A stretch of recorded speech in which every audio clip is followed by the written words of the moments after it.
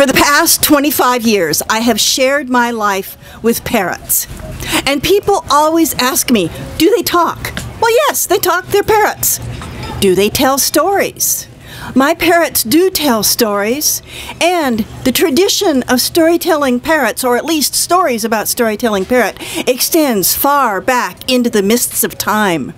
There was a parrot in old Persia who was a veritable Scheherazade. Like her, he told stories to save his life.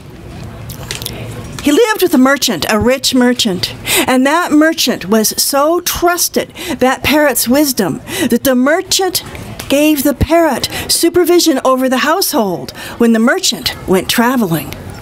And after the merchant had left, his young and beautiful wife fell into despair, boredom, loneliness. She saw and was seen by a prince, and simultaneously and spontaneously, the two of them fell into love or something. An assignation was arranged, and the young woman went to the mynah bird who lived with the family to boast of her conquest. Now, mynah birds talk just like parrots, but they're not as wise as parrots. And this mynah bird rebuked the young woman, used language that should not be used even in semi-polite society, never mind a solar picnic. And that mynah bird ended up instantly a feather duster. And the young woman said to the parrot, "And what do you have to say about that?"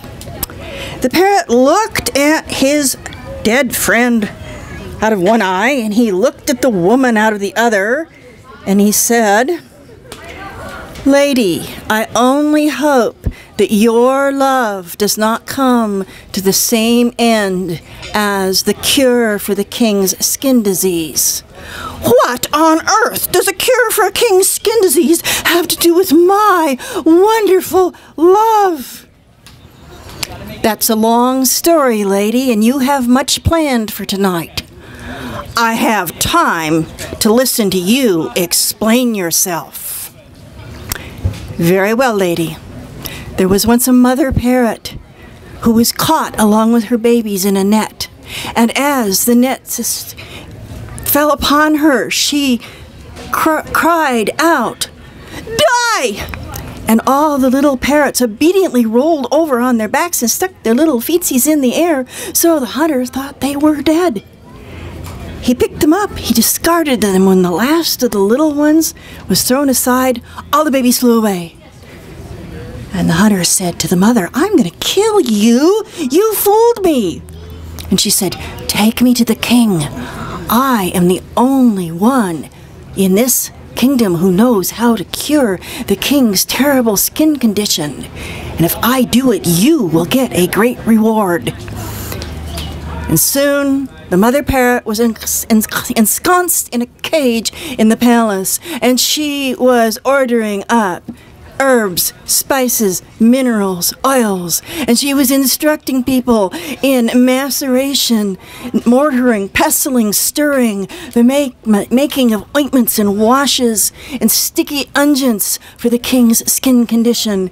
And as time passed, his horrible carbuncles shrunk into mere zits, and his oozing sores dried into mere crust, and things were looking much better.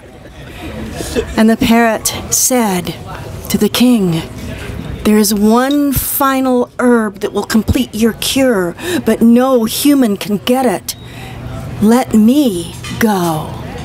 And as soon as that cage door was open, that parrot was out of there looking for her babies.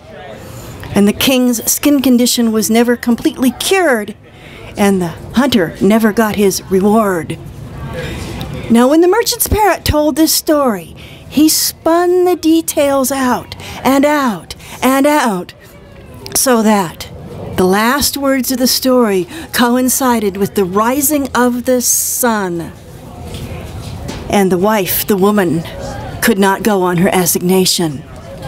And he told another story the next night, and a story the night after. He told stories for 70 nights in a row. in order to protect his life and his master's honor. And when his master returned, he asked only to be set free. Now, parrots are intelligent. Parrots cannot be tamed, nor can they be really made ours. But they do accept relationships. And when I think of my parrots, I also think of this earth we live on, for it too cannot be tamed, but we are in relationship with it.